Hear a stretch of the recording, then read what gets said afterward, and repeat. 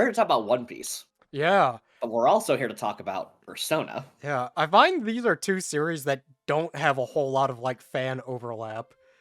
It, I know people who are fans of both, right? Yeah, But it's not because one like makes them think of the other. They're very different series, like in almost every way. yeah. For whatever reason, we figured this would be a fun what if scenario is could the investigation team from Persona 4 find the One Piece? Which we do need to clarify, like right off the bat. This isn't a normal like mystery to solve. It's not like in the case of like catching Adachi or Kira, where there is like a clear path and progression and like clues to find. Finding the One Piece is actually insanely easy in terms of what to do. It's the ability to do it that is the problem. Yeah, I think that's something that like a lot of people who don't really know about One Piece that kind of like adds to their confusion about why One Piece has gone on for so long. Because I think a lot of people assume you could just walk to it, but there's many hurdles in the setting of One Piece that prevent this from being an easy job. Yeah, no, like, first of all, everything's on the Grand Line, which requires specific compasses to navigate, because the weather is so insane that if you don't have a good enough boat and a good enough navigator and a good enough crew, you'll just get capsized like 5 minutes into your adventure. Yeah. And then on top of that, like, people have been trying to find the One Piece for like 20 years now. The big boys have already gotten all of like the key pages. They're just kind of resting on their laurels because they're in like a political war now. Yeah, also you need like inscribed instructions to reach the final island where the One Piece is. And those are closely guarded by like the most dangerous life forms on the planet. Genuinely the strongest entities in the world, barring the government, have the road poneglyphs. Yeah. So it's less of a how could they do it, and more of just could they do it. Yeah, could like we're gonna be 100. This video is more like how far will they get instead of strictly can they get to it. Exactly. So we should lay out some ground rules here. Yeah. We're going to be operating under the assumption that the characters can use their personas. We spent a good bit deliberating on how this would work mechanically, but we decided to give them stand rules. So they can't leave their person too far, and essentially everyone can, unlike stands, everyone can see them, but that it's not like they could like send them away to fight two people at once. They have to. It's one-on-one combat unless they're gonna like AOE people. Yeah, I think that's something that like people kind of get mixed up between personas and stands. That I don't think there's ever been anything in Persona that definitively says normal people cannot see a persona. Because like this is another thing that kind of like led us to our decision that it's okay for the Persona 4 people to use their personas in like quote-unquote the real world instead of the TV world, is that in Persona 1 and 2 the people just use their personas in the real world anyways, and we see in Arena that like the Persona 3 people have the capability to like learn how to do it in the real world, like Fuka does it. So there's definitely a precedent that the Persona 4 people can at least figure out how to do this. And even if we weren't going to argue the rules of, like, using it in the real world, right? Yeah. We know from Persona 5 that people who have not awakened to their persona yet can still see shadows and personas in those worlds. Because characters in that game will see everyone fighting and, like, be a part of that conflict. So there's enough to argue that they'll be visible. And that's mostly just there as power scaling, because if everyone had, like, an invisible ghost that shot fireballs at everyone, it would be a very less interesting question of how far they could get. Yeah. So we also decided that the crew is going to be split up immediately, with every character being placed in a location that a major character or crewmate was located at, with the hopes that everyone is together before Alabasta, as that is like the first big like fight with a warlord, where we really think the crew should be all together for that one. Yeah, if you want, like, a justification for why this is happening, they got isekai'd into One Piece from the TV world. They fell through a TV, and now they're just here in the East Blue. But they all fell through separate TVs. Yeah, so, yeah. So, like, it's a really complicated scenario, but just roll with it. Yeah, no, I don't even know how Teddy and Yosuke ended up in different areas since they would have used the same TV, but who cares? The point being that this is to keep everyone separate because we want to like also talk about like what the characters would be doing. Since if this was just a straightforward like I don't think Narukami could beat Kaido, it would be one and done. It'd be like a 3-minute video. Yeah, it's more interesting to like talk about like what the investigation team as characters would do in the setting of One Piece. I really want to like get into like the mashed potatoes of this, like get my fingers in it. Yeah. So we decided to start things off. Narukami would be in Kobe's position, awakening on Alvida's ship after going to the TV. Mm-hmm. And Kanji would be in the barrel that Luffy is in when they introduce each other. Just because we really liked the idea of Kanji busting out of the barrel. There's not really a lot to say here. There's no emotional attachment or growth to be had. Like, Kanji and Narukami just body Alvida. Takumi Kazuki just kind of like picks Alvida up by her stupid fat head, just like chunks her. Also, we should probably specify for this scenario, we've decided that the Straw Hats are just not around because that causes a whole extra layer of complication. They're, for all intents and purposes, the events of the story are unchanged, right? Yeah. Like, we will just assume time travel rule. Like, Luffy is now removed from the equation, but events around Luffy still happened. And whatever means is necessary to cause that to happen. Yeah, because, like, One Piece is such a, like, rich setting that you fuck with one little thing and suddenly the whole shit is different. Like the main one that we talked about before we started was, if Luffy is no longer the main character, right? Yeah. Nobody eats the gum gum fruit. And that 1-4-Kids song just loses all of its merit at that point. So they're gonna leave from Alvida's ship and make their way to Captain Morgan's island, very similar to what Luffy and Kobe did. I forgot a very important Met thing. We're gonna get a little ahead of ourselves. Rise is going to be in the place of Nami on Arlong Park, and the justification is that Rise can use Himiko. We're not gonna go off of what happened in Persona 4 Arena Ultimate. We're gonna assume that she continued to have her base persona. Yeah, because like in Ultimax, her persona turns into a combat type, but it's probably more useful for her to just stick with Himiko. Oh yeah, no, because if she just has a combat type, Arlong doesn't need her because he's racist. He doesn't care how strong a human is. Yeah. But if Rise has clairvoyance, like the ability to find and detect things in this world, that's pretty useful. That's useful to keep around. Yeah. Essentially having your own human sonar. But Rise is going to be sending messages to the other Persona users with her power as a way to kind of like guide them to one location so they can regroup. So Narukami and Kanji are following what is like a signal, and that's going to be our like plot convenient reason to get them into the locations we need them to go, is they're hitting islands along the way to like restock, repair their ships, just whatever they need to do. Yeah. They're gonna get to Captain Morgan's island, and that's where we're gonna find Chie. Chie, taking the place of Zoro, will have agreed to the situation that Helmeppo and Morgan put Zoro through, where he agreed to stay tied up to a post and refuse to eat anything to spare the lives of those shopkeepers. This is out of character. Chie would never sacrifice a meal for anything. Yeah. Chie would never be like a blunt sacrificer who makes stupid decisions. I can't think of any moment. Unlike Zoro, I don't think Chie has a problem with minorities. Oh, well, she did want to be a cop, though.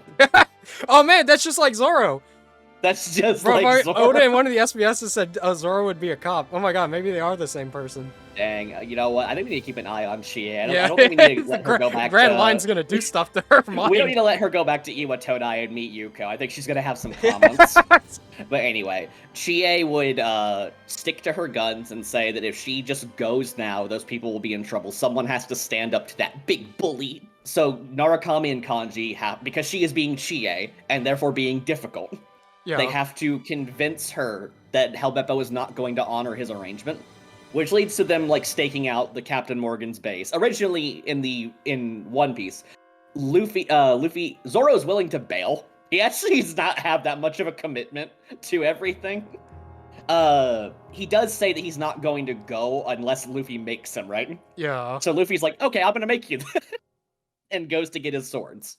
But it's only after he learns the truth that he's willing to go along with Luffy. But same with Chie. She'd learn the truth. She'd kick Helmeppo in his head. Kanji and Narukami would take down Captain Morgan.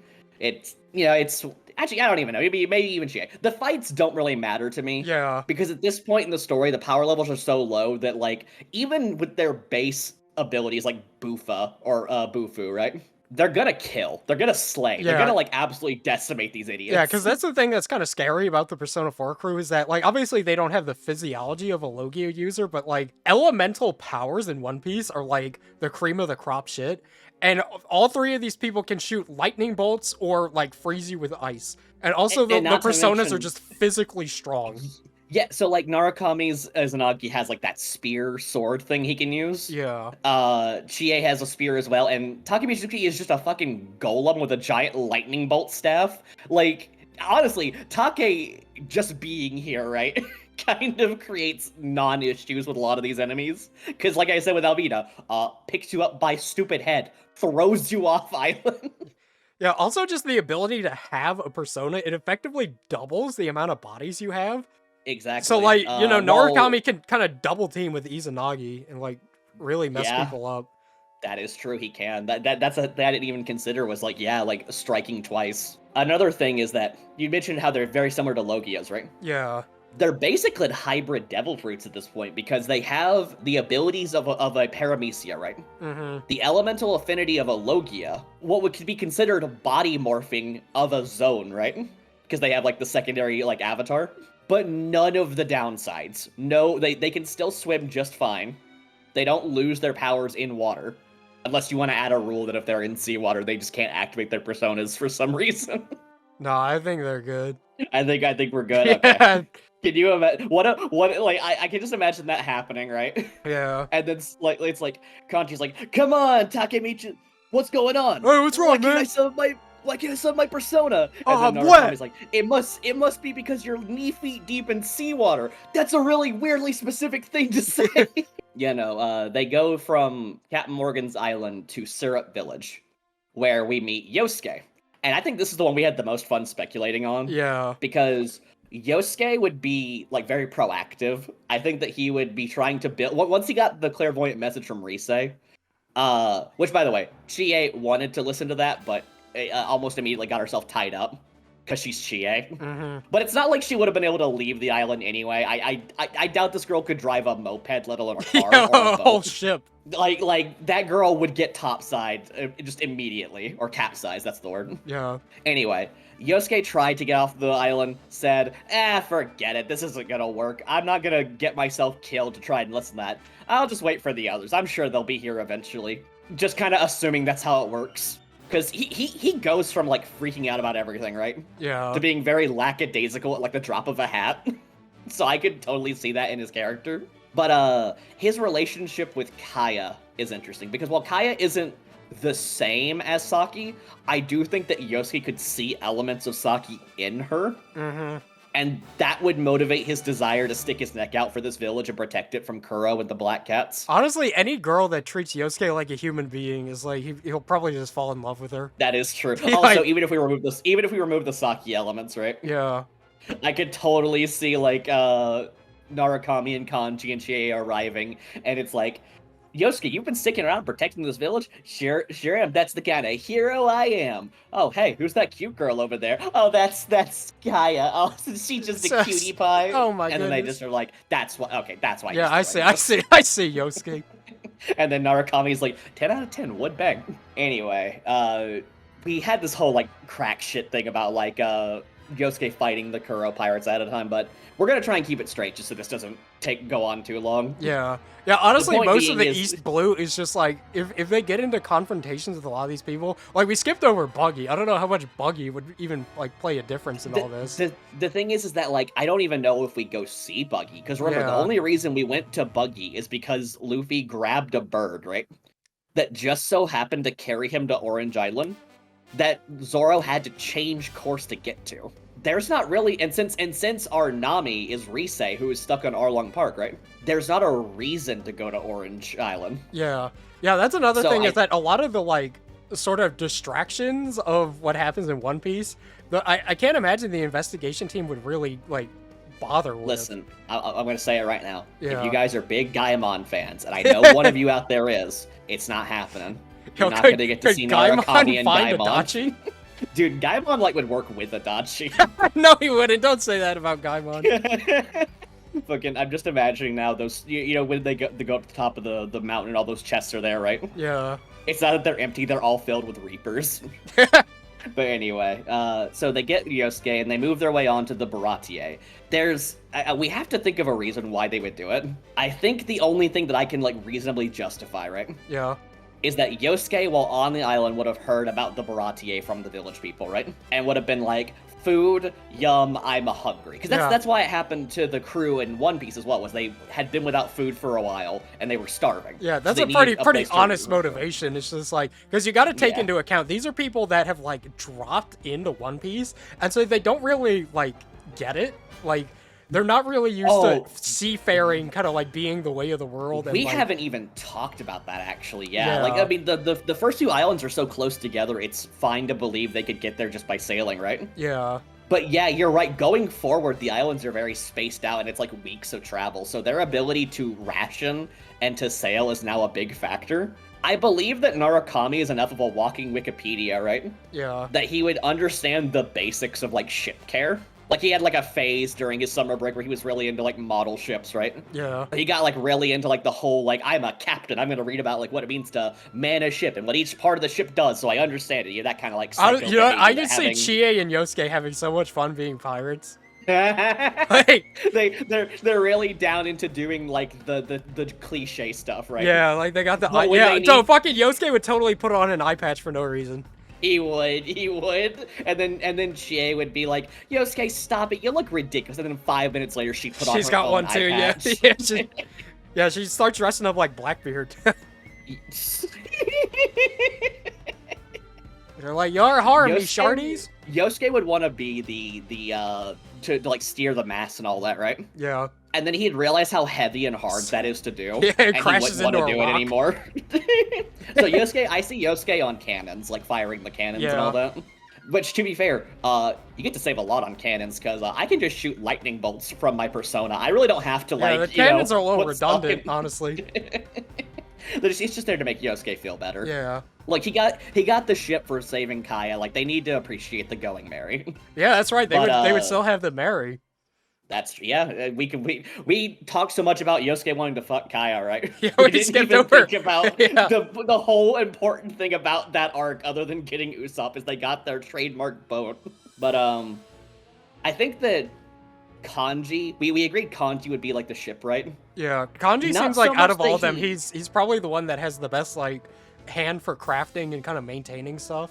I think Narukami is doing a lot of the legwork in terms of guiding everyone. Yeah. But Kanji is his right-hand man that's able to pull the muscle. I see Take Mikizuchi, like, moving the mast and Kanji steering the wheel and all that. Yeah. Maybe Yosuke on lookout. Who knows? Chie is kind of just there. She really doesn't have any beneficial She's just things having to bring. fun. I hate this, by the way, Nick. I love Chie. She's like one of my favorites of, like, the main group, right? Yeah. But, like, she is so useless in this scenario. She is a fighter, and even then, she's barely that. Yeah, she does, like, fake, like, Dragon Ball bullshit. I mean, honestly, in One Piece, that might get her somewhere. She could probably figure out armament hockey. Can you imagine that she watches so much kung fu, right? Yeah. That she's able to imitate, like, the will of warriors and get conquerors hockey just because she's really good at believing her own hype. That'd be silly and stupid. We're not doing that. So they stop at the Baratie. Yeah. And that's where we meet Yukiko. Oh my god. And by the way, whatever comment you were about to post down there about Yukiko as a chef, it's not funny. It's not funny, it's hilarious. As much as I want to say that her cooking has improved, right? Yeah. It's probably, like, too different of cooking, because One Piece doesn't operate on, like, traditional Japanese cooking. It's a more high fantasy world. Yeah. They cook everything. And so outside of making dishes that would be, like, common at her hotel, or inn, that's what it is, right? Yeah. I don't think she'd be too equipped to make a lot of the meals there. So I have to imagine she would mostly be a waitress. Which, I mean, still works out really well. Like, I'm just imagining, because, you know, the introduction to Sanji, right? Yeah. Was that one Navy guy, like, he getting mad that Sanji owned him at like a wine identification contest, right? Uh-huh. So I'm just imagining the idea of like him being flirtatious with a teenager because he's a creepy weirdo, right? And when she turns down his advances, he tries to put like the fly in the soup and complain, right? Yeah. And Yukiko just goes full like yandere mode on him and just like snaps. Like, I think that the worst thing that can happen to Yukiko is being on the Baratie with all these tough asses, right? Yeah. She would just, like, her cold personality would get even more intense. Though I have to imagine she's like a princess there, like, they treat her extra Oh, special. yeah. Oh, like, for sure. Like, they're not mean to her. They don't slap her around. But she is learning demeanor from them. So, it's kind of a worst of both worlds. Yeah, she's gonna leave talking like a chef, like, saying a lot of slurs and stuff. I'm just imagining now, like, they're leaving the Baratie, right? Yeah. And Kanji, exhausted from the whole experience, is just like, good riddance. That place was like a 3 out of 5 at best. And Yukio just fucking, like, bats him in the back of the head, like, straight down. She takes no shit. If anyone has, like, changed from this adventure, it's Yukiko. Yeah, Yukiko's a different woman after her time with fucking Baratie. And her character is completely reset once they leave this whole experience. This is just her thing right now. Yeah, this is like a fucked up Yukiko who smokes. I don't think we'll go that. No, I really want Yukiko to start smoking. Yukiko, like, that would be amazing, actually. Just like, they're like, that's, like, hey, is that Yukiko? They see her, like, beat the shit out of that Navy dude and take a smoke, right? It's like, Chie's like, Yukiko, you started smoking! And Yukiko's like, I work 12-hour shifts, Chie. For minimum wage. So I make $3 an hour more than I did at the I make 800 berries an hour. I can't even begin to imagine the conversion rate of berries to Gin. The Dawn Krieg is an interesting situation. Yeah. So Gin would show up. Yukiko being still the nice girl she is, right? Would still cook for Gin. We could still have that whole character arc with Gin, like, learning and improving, right? Yeah. But the thing is that Dawn Krieg's attack is completely different in this version of the story. Because the reason that Dawn Krieg attacked the Baratie was for food and medicine, because they had been attacked by Mihawk on the Grand Line and they needed to restock. And then Mihawk shows up to finish the job. Yeah. Only being satisfied by Zoro fighting him and him seeing value in another warrior he could fight one day, right? Without that, he's just gonna run hands on the Dawn Krieg ship. I don't even think our crew needs to fight him. Yeah, I think more just happens. Yeah, I think Mihawk shows up and just fucking kills him, and he's like, "All right, any good swordsmen? Nope. All right." I mean, Narukami has a sword. I don't know if he'd like want to tussle with fucking Mihawk. Maybe it could be a situation where it's like, ooh, you know what it could be? He still destroyed the Baratie doing that. He showed very reckless care for that ship and the people on it. Yeah. I could see Narukami in defense of Yukiko, who's upset at him destroying her second home, right? Uh-huh. Or even just Narukami being mad about Mihawk's reckless care for life, stepping up to fight him, to, like, teach him a lesson, and then getting absolutely fucking eviscerated. Fucking stomped. Because, like... I really do want a scene of, like, Narukami with, like, a slash across his chest, right? Yeah. And Izanagi behind him with, like, the broken spear from, like, the slash. That sounds fucking sick as hell. hell. That's sick. Yeah, no, I think Narukami would get folded by Mihawk, because, like... Oh, it's not even, like, I think that, it's the dagger contest. It's the dagger scene from, the Zoro and Mihawk fight, right? Yeah. But it's against both Narukami's katana and the spear, which is wild, because they're coming at two different directions. Oh, for sure, yeah. Like, he's able to win that 2v1 without any issue. Thankfully, we have Yukiko. She can heal him. They have can you imagine if they had ran into Mihawk before they had gained, like, an actual healer? Yeah. That would have been bad. So, thankfully, Narukami is healed and they're safe, and they will move on from there. They've gotten most of the crew together. It's time to go find out why Risei's been sending that message to them. So they're gonna arrive on Arlong, because that's the next closest island, as far as we know. Mm-hmm. Risei has been, not hostage, but essentially a hostage to Arlong and his crew since she arrived. She doesn't have a combat persona, so she can't fight back, but she can basically be a bargaining chip to keep the people safe. They're still under heavy taxation, and the fishmen still destroy the town all they want, right? Yeah. But at the very least, they can stay alive and safe. Same way that Nami sold herself to Arlong to keep her family safe. It's a scummy situation. I hate putting Risei into it, but it makes the most sense for It her makes abilities. sense for Arlong's character to do this. Because having like a navigator support kind of like persona like that in fucking One Piece is like the most useful shit ever. Like, remember, it's actually is really helpful because it helps address kind of a weird thing. Yeah. So in Arlong Park, Arlong was basically buying out a corrupt military man to keep his control of the island a secret because he was a wanted criminal. The ability to have a sonar that tells you who's on an approaching ship, right? Yeah. Very helpful if you don't want Navy people coming in and snooping around too much. I'm sure that guy had like some sort of like racketeer going on to like, you know, keep people from going there. But this is just an extra level of like, Risa could go out, could like figure out people on a ship so they could send out the right number of crews to take them down, could figure out if a ship had anything worthwhile. Like, clairvoyance is just a sick power to like have. Risa would be there would be no pirate crew that would be like, being able to pinpoint anybody and their like weaknesses and stuff. No, thank you. Yeah, no, I don't want that. But the crew arrives on there, and it's pretty bad. Like, the island's all messed up, the fishmen are immediately aggressive, right? I have to imagine the crew would be a little more covert, since they're trying to find their friend who might be in danger. It's not like a Nami situation where we don't have the context clues of what's going on. Risei has probably been able to tell them, the closer and closer they've got, what the situation is. So it's just a matter of, like, we need to get her and get out, and not have a fight. And it's a One Piece storyline, so obviously there's gonna be a fight. Yeah, like, compared to Luffy, like, Narukami is a way more kind of tactile leader. Like, Luffy will just run hands with people and not really give a fuck. Whereas Narukami, I feel like, is more kind of combat avoidant. Honestly, crazy OP power, swordsmanship skills, tactical brain. We're really just kind of arguing what if Law was the main character of One Piece at this point. Yeah. I don't really want to get into like the nitty-gritty of like fights, like, oh, I think Chie would fight Chu, and it would go like this and that. I think it's very safe to say that like the characters will split up and do fights. It's more of just who is going, like, what are our odds of beating this crew? Yeah. And I think that the others can handle his crewmates just fine. I think maybe that fucking big cow monster, right? That might be harder, because the only reason they beat that was because Luffy punched it in the face earlier and it ran away at the second encounter. I guess they could still conceivably do that. Like, again, Takemikazuchi, right? Yeah. Bonks it on the head and it leaves. If Kanji is there, it'll be scared and leave. So we can still have that scenario, right? And in that case, let's see. There was the karate guy that Sanji fought.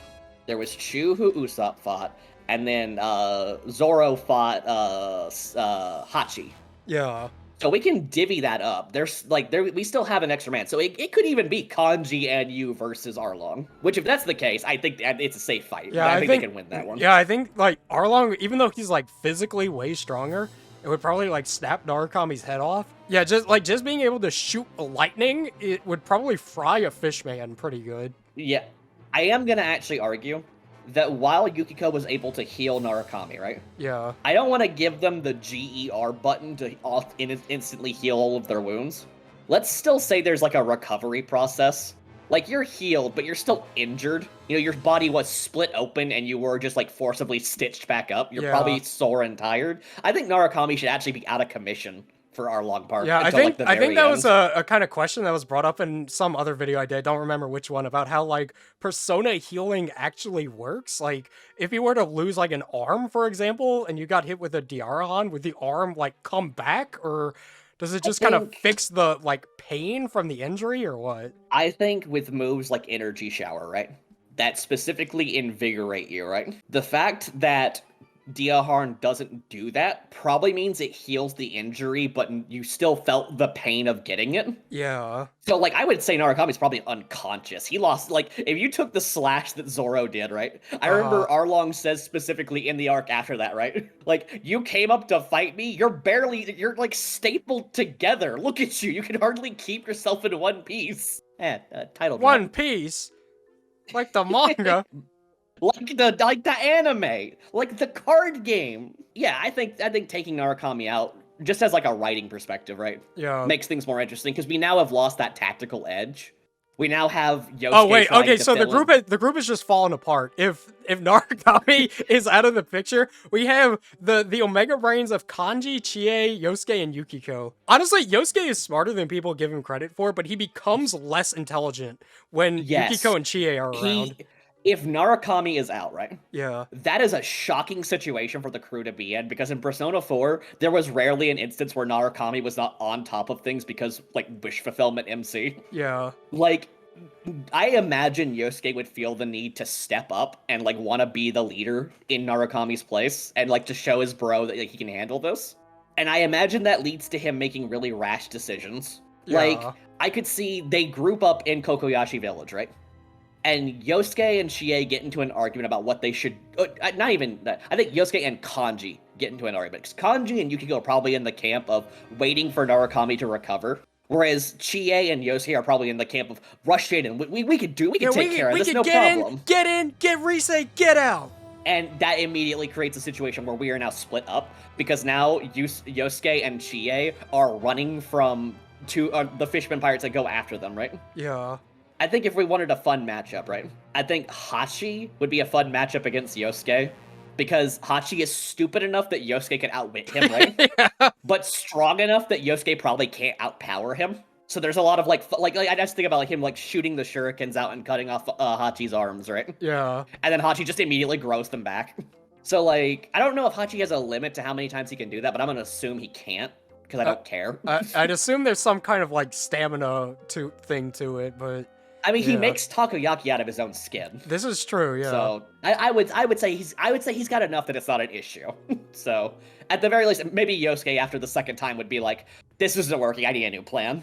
But I think Chie would fight Chu, just because I can't think of anyone else that should fight Chu. Yeah. It would. I think it'd probably be more of a gag fight, honestly. Just because, like, Chu would probably give her the same kind of energy the fucking, the tough guy or the nice guy from Kanji's Shadow Fight did. Yeah. And so she's mostly just kind of, like, running away from him because he's gross. And that leaves, Kanji and Yukiko to actually, like, deal with Arlong when he comes a knocking, right? Kanji versus Arlong is an interesting idea, because it does have the same thing of, like, there is an instant win button here, right? Yeah. But I don't think Kanji has the tactical brain to use it. Kanji makes way more sense for that plan to fail, and they need a plan B. Yeah, basically the plan is to get Arlong into the water and then zap the hell out of him. Yes, because water conducts electricity. Yes. So, I think it would be a Yukiko versus Kanji. Oh, god, no. Yukiko and Kanji versus Arlong. And I think at that point, we clap pretty easy. Because even if Arlong is avoiding Kanji's attacks, right? We have Yukiko there to back him up. I think Narukami can rest very safely and let them handle this. And I think that's a good idea, too, because it lets the crew do things. Yeah. So yeah, we get Rise, and that actually counterbalances us being, like, you know, over a crewmate because she is not a fighter. This is where we get, like, our big update on what's going on. That we have been isekai'd to the One Piece world, right? And the only way we can get back is to find the One Piece. I really don't care about fleshing out this plot concept all that much, because if we don't have it, the hypothetical ends, and I don't think you want that. Yeah, there's no particular rhyme or reason why they need to get to the One Piece. The One Piece is actually a television set, that's why. Yeah, there we go. It's the only TV in the world. What Roger was laughing at all that time ago was a fucking Bugs Bunny cartoon. Yes. Oh, Joy like, Boy. I wish I could have watched this with you. You know what? That makes sense. They made comparisons to Joy Boy and Luffy, right? Yeah. Only after he gained the power of Rubber Hose Cartoon. Oh, man. Oda, you sneaky bastard. Yo, you know what? I think CTR TV or CRT TV is a strong argument for what the One Piece is. Man, you know, it makes a lot of sense. The ancient civilization was way more technologically advanced. I bet they had cable. I bet they understood that the CRTV had, like, the best when it came to, like, input lag on game consoles. They love Super Smash Bros. Melee. That's why they got that's why they got fucking wiped out. Yeah, M wiped out the islands of anyone with a better speedrun in Sonic 2 than him. This is turning into a whole new level of crack shit. We need to get off that. Alright, so we're making our way from Arlong Park. It's time to get to Loguetown, so we can make our way to the Grand Line. That's our first step, is to get onto there. Yeah. This is where so The question is that, are our guys pirates? Oh, I guess they are, because they did assault a naval officer. this is true, yeah. They didn't defeat Buggy, so they don't probably have as big of a bounty as Luffy did at the time. In fact, wait, shit. This is, we created a real problem here. Since Kanji and Yukiko defeated Arlong, right? Yeah. Narukami wouldn't have a bounty anywhere remotely as big as Luffy's. Wait, because so Luffy got the bounty he did. Wait, I really like the idea that Yukiko has the highest bounty. I mean, it makes sense. She was a Baratie member, which was which was a reformed Red Zeph members. Yeah, also since she now looks like fucking evil, she's probably the most scary looking one. I don't think she looks evil. She's got a scary looking fucking wanted poster. I like the idea that she wears like a bright red suit. Like yeah, Sanji's bro! Suit, and she wears her hair in the ponytail. Wait, this character's iconic. Wait, fucking One Piece Yukiko? Wait, can I get some art of this fucking character concept? The best part is that, like, only she has changed, right? Yeah. Because there's no reason for Kanji or Narukami to have changed clothes. But Yukiko's been working on the Baratie for a while. She had to have a uniform. Yeah, yeah. So it makes sense for her to have an outfit change, so she's the only one who looks like really different. I mean, maybe Yosuke has like different clothes from living on Syrup Village, but I doubt it. Yeah. Fucking Rise definitely doesn't have any new clothes. I doubt Arlong let her change her clothes. I bet she still has the same dirty clothes she showed up in. Ew. Grody to the max. Yucky. All right, that's enough. So we're getting to Loguetown. Because of what we just established, right? Yeah. I don't think that Smoker would actually be after them. Maybe Yukiko and Kanji for defeating Arlong. Just Yukiko. That would give them. But like, there's no reason to go after Narukami in this situation. He doesn't really have like that high of a bounty. He's not worth like a G4 officer. And also, you talk about chick converted timelines, right? Yeah. Neither Buggy nor Alvida are here. Because it was only by them meeting up, right, that they formed the team to take Luffy down on Loguetown. Buggy's still rocking an orange island. Yeah, Buggy has not moved. Oh no, we have done irrevocable damage to this timeline. Uh-oh. because now Buggy won't be at any major event in the rest of the story. Yeah. Remember, it was him getting arrested here at Loguetown that put him at Impel Down so he could join the Summit War. Yeah. I mean, we could argue he probably got arrested by an officer at some point, but like he doesn't have the emotional attachment to our characters to go along with them, so it doesn't matter. Man, who would have thought that Buggy not getting his fucking ass beaten stopped him from becoming an emperor? Oh yeah, no. The story of Buggy the Clown, right? Yeah. Is his ability to fail upwards. It is kind of crazy to think about in the same way that Luffy started from a humble beginning of just a dude on a trash island, right? Yeah. Fucking Buggy was just some East Blue rogue gallery guy that like would have been forgotten like Kuro, right? But he happened to show up and Impel Down and become one of those pivotal characters in all of One Piece. Forming, I think, he's an emperor now. He is literally top 4 most important people on the planet. But anyway, so it's pretty easy in and out. The dragon doesn't have a reason to show up. Smoker doesn't have a reason to show up. Maybe Alvida is there, but like, what the fuck is Alvida gonna do? Takemi Kazuchi picks up by her head, but her slip fruit makes her slip out of his fingers, so that plan doesn't work anymore. So they just kick her ass. So we get out. So we make our way out. We get to the red line. We ride up what was the fuck was that river called? I don't remember. You know what I'm talking about. Yeah, I know what you're talking about. I don't remember. I know the base story of One Piece, right? Yeah. But the individual terminology will slip me from time to time. I haven't thought about East Blue in a while. But they get down there, they go down the red line, they meet Laboon and Crocus, right? This is where we'll run into I guess So question. Yeah. Does Vivi stay a factor in the story? Like, is she joining our team for a short time to help lead their desire to go to Alabasta? I mean, probably. Would the investigation team care that much? I think they would after getting to know her. Yeah. I think they're good enough people to want to help her. And since, you know, they have to go to Alabasta anyway to get like a new since they're only fucking the fucking compass thing. What's it called again? A log pose. Log pose, yeah. They're since the log pose is leading to Alabasta or to Drum Island right now, they really have no choice but to play along for now. I mean, no reason not to help her. Unless, you know, it's too crazy strong and we get our booty butts kicked. But we'll see. So we get to Whiskey Peak after the whole Laboon thing. Like, I'm not even... Is there really even much to talk about here? They meet Crocus, right? Yeah. Crocus gives them the log pass to Whiskey Peak, but that's really about it. Yeah, Reverse Mountain is pretty uneventful. Mm-hmm. And since there's no brook in the future, right? It won't even, like, pay out and be an important thing later. Yeah, he's just some whale. He's just some whale that wants to beat his head. And when Narukami, like, tells him he's a member of the crew, right? Draws the Jolly Roger, he just says, P3 remake win on his forehead. Oh yeah, you asked this a second ago, if these guys even count as pirates. Is this like a pirate crew? Do they have a name? I mean, I imagine Yosuke and Chie are down to be pirates. Yeah. I imagine Narukami is, like, a little interested, but he's also worried about, like, what it'll mean if they hoist a Jolly Roger. Yeah, because in the grand, there's no real benefit to doing that, right? Like, it just makes them a target. I think there really isn't a reason. They don't have the motivation to do it, I guess.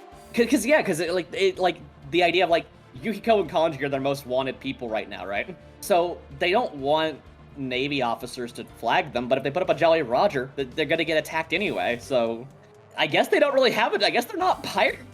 I think we have failed a fundamental check of this show. Yeah.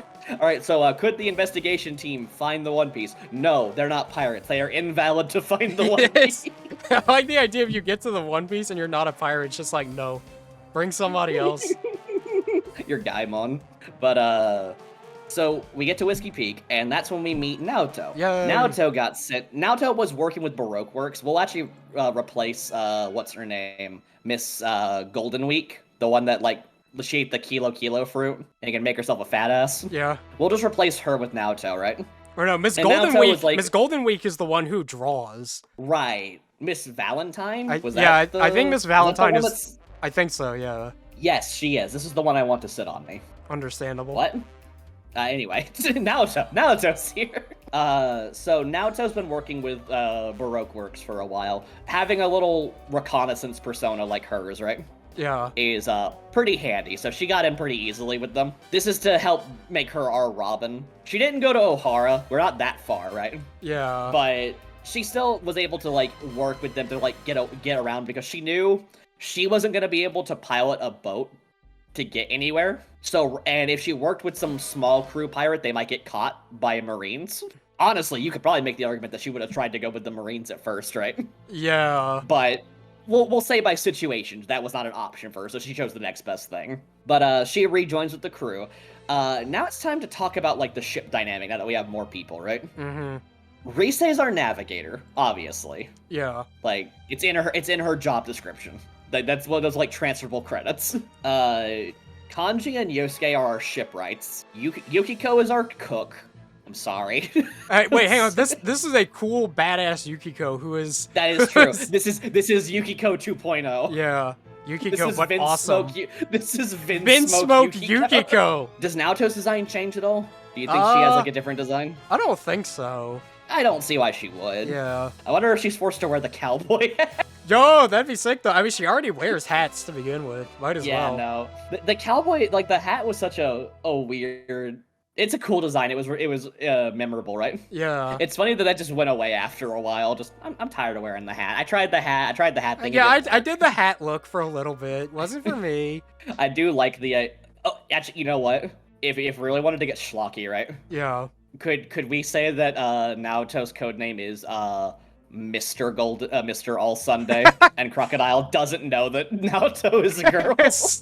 So, you know, we're breaking tradition here, but I think it's fine. But they arrive there. They team up with the bounty. Okay, so here's the question. Yeah. Remember the plot of Whiskey Peak, right? Mm-hmm. Is that the bounty hunters got the gang drunk, right? And attempted to finish them off while they were drunk and asleep, right? But Zoro can drink people under the table, and so can Nami. So that's how they managed to avoid getting in trouble. Since the kids can't drink since they're not of legal age, right? Yeah. I assume that whole event doesn't happen.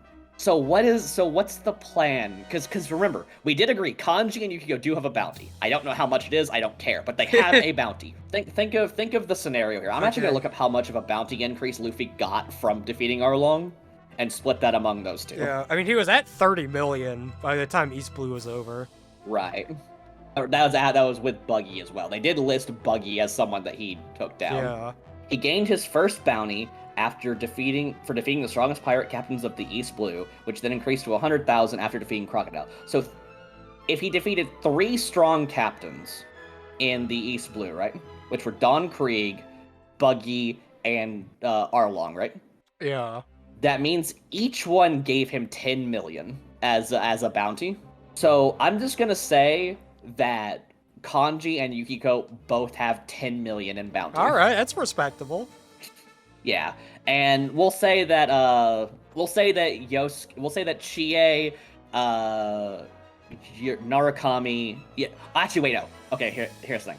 It's 10 million for both of them. It would have just been 5 million, right? Yeah. But Kanji got 5 million for the assault on Morgan's base, and Yukiko got 5 million for her association with the Zeph pirates. Whereas Narukami and Chie are both at 5 million. Okay. And Yosuke is unregistered because he is a nobody. Damn, poor Yosuke. And since Rise wasn't like an active crew member at Arlong Park, she doesn't have a bounty either. There would be no reason to bounty her. So we'll just say that Rise and Yosuke don't have a bounty right now. Okay. But Naoto, by association with Baroque Works, right? Probably does have a bounty. Yeah. God. Wait, what was Robin's starting bounty at? It was 80 million. Oh, yeah. Remember her association? Yeah. With Okay, the so demon her shit is inflated because she's like a fucking demon child. Let's tell you what. Let's look at Miss Valentine's bounty, and that should give us an idea of how much it should be.